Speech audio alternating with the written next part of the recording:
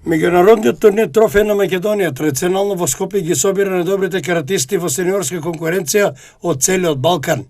Ново исклучително респектабилен турнир ќе настапат и каратистите на карате клубот Штип, и тоа: Емил Павлов во категорија минус 60 килограми, Ристе Додески во категорија минус 67 килограми, Жарко Арсовски и Наум Јованов во категорија плюс 84 килограми и Бојана Манева која ќе настапи во категорија минус 68 килограми.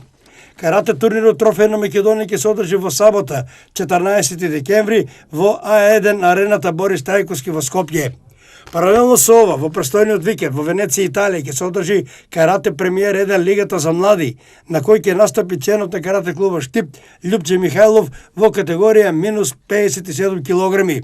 Овој турнир за него ќе представува еден вид контролен тест за неговата форма пред Европското првенство што ќе се одржи во месец февруари.